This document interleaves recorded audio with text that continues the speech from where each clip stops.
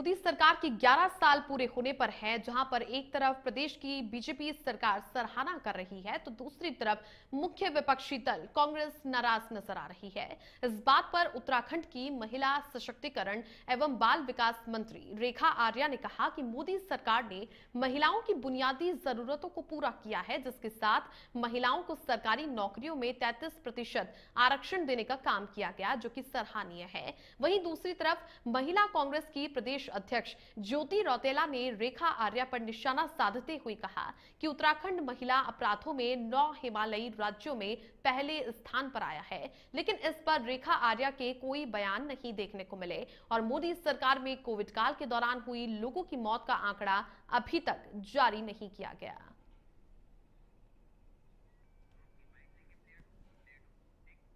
महिलाओं के मान सम्मान की जहां आवश्यकता है वो माननीय प्रधानमंत्री मोदी जी के इस 11 साल के कालखंड में देखने को मिलती है। एक महिला को बिजली की आवश्यकता है, एक महिला को शौचालय की आवश्यकता है, एक महिला को उज्ज्वला गैस की आवश्यकता है, एक महिला को आवास की आवश्यकता है, एक महिला को खाते की आवश्यकता है। मैं समझती हूँ कि ये बेसिक रिक्वायरमेंट, जिसे हम मूलभूत आवश्यकताएं कहते हैं, वो माननीय प्रधानमंत्री मोदी जी के कालखंड में ही हमको देखने को मिला। तो एक सम्मानजनक जीवन हमने एक महिला का माननीय प्रधानमंत्री मोदी जी के ही कालखंड में हम सब लोग देख रहे हैं। देखिए, मैं तो सबसे पहले रेखा आर्या जी को बोलना चाह रही हूँ कि कम से कम वो महिला बाल विकास मंत्री हैं और जो महिलाओं के ऊपर अपराध लगातार इस प्रदेश में हो रहे हैं, 9 हिमालयी राज्यों में नंबर 1 हिमालयी राज्य उत्तराखंड है, जिसमें महिलाओं के ऊपर बलात्कार दुराचार की घटनाएं बढ़ी हैं और जिसमें उनका एक भी स्टेटमेंट आज तक आपने ना अंकिता भंडारी के मामले में सुना होगा, ना अनामिका शर्मा ने जो अपनी बेटी के साथ करवाया, जो बाकी बलात्कार के केसेस भाजपा के पदाधिकारी जिनमें इन्वॉल्व है उनके बारे में वो कोई बात नहीं कर रही। दूसरी बात, 11 साल में जो प्रधानमंत्री मोदी के नाम पे बार बार ये वाहवाही लूटने के काम कर रहे थे, ये भाजपा की वही सरकार है, 11 साल की वही उपलब्धियां जिसमें कोविड में जो इन लोगों ने जान गंवाई उनका। उत्तराखंड के लालकुआ में विगत लंबे समय से गौला नदी के टूटे तटबंधों की मरम्मत और गांव के किनारे नदी में सुरक्षा दीवार नहीं बनाए जाने से बिंदु खता स्थित इंद्रनगर द्वितीय गप्ता के ग्रामीण नाराज है। उन्होंने इस बात पर चिंता की है कि तटबंधों की मरम्मत और गांव किनारे नदी में सुरक्षा दीवार न होने से बाढ़ का खतरा बढ़ गया है। हर बार की तरह इस बार भी उनकी भूमि नदी में समा जाएगी। उन्होंने शासन, प्रशासन और स्थानीय जनप्रतिनिधियों से जल्द तटबंधों की मरम्मत करने, गांव के किनारे नदी में सुरक्षा दीवार बनाए जाने की मांग की है।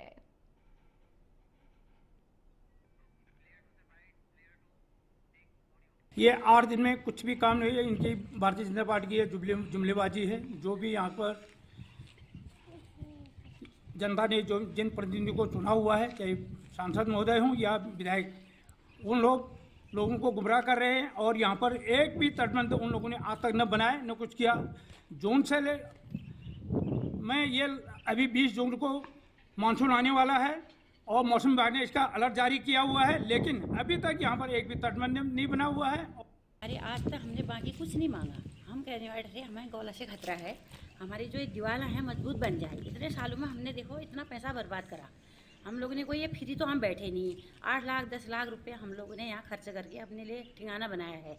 तो इन लोगों का तो एक ही होता है, ये ठीक अब गोला आएगी फिर वे लोग आ जाते हैं, बस वही पूछेंगे, ये करेंगे, हम सो करेंगे। 4 दिन में इंसान क्या कर लेगा बताओ। वीकेंड पर देहरादून और मसूरी में ट्रैफिक जाम बड़ी समस्या बन गया है। ट्रैफिक जाम को लेकर देहरादून पुलिस ने कार्य योजना तैयार की है। पुलिस ने वीकेंड पर अतिरिक्त पुलिस बल को नियुक्त करने का निर्णय लिया। इसके साथ ही पुलिस ने मसूरी घूमने आने वाले सभी पर्यटकों और आम जनमानस से अपील भी की है कि पुलिस के द्वारा तैयार किए गए यातायात और रूट डायवर्शन प्लान का सभी पालन करें। बता दें कि इस समय चारधाम यात्रा और पर्यटक सीजन में मसूरी में पर्यटकों का आवागमन लगातार अपनी चरम पर है, जिससे कि ट्रैफिक जाम के हालात बन जाते हैं। देखिए, इस समय चारधाम यात्रा हो या हमारा जो पर्यटक सीजन है, खासकर मसूरी, ऋषिकेश और आसपास का है, वो एकदम चरम पर है। और जिस तरह से हमारे लॉन्ग वीकेंड्स पड़ जाते हैं, उसमें बहुत सारे हमारे जो लोकल टूरिस्ट हैं वो भी साथ साथ बाहर के टूरिस्ट भी आ रहे हैं। और अभी जो इस तरह खासकर जो मसूरी की समस्या देखी गई लास्ट में, इस पर एक नया प्लान फिर से बनाया गया। ज़्यादा से ज़्यादा इन्फोर्समेंट, हमारा जो ट्रैफिक रेगुलेशन हो उस पर ज़्यादा जोर दिया गया। ड्रोन का जो कवरेज एरिया बढ़ाया गया, जिससे जहाँ कहीं भी जाम लग रहा है तो उसके हमें देखकर पता चल जाए, उसको एड्रेस कर दिया जाए।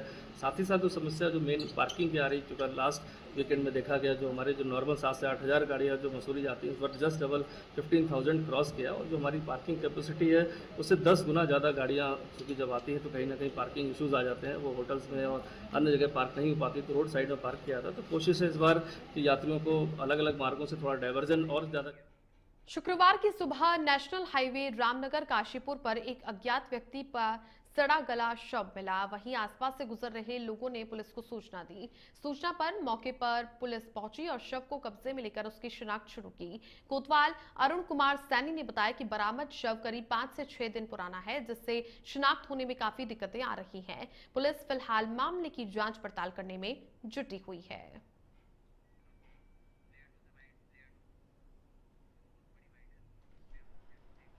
देखिए, एक युवती द्वारा अज्ञात कारणों से जहर खाकर आत्महत्या की गई है।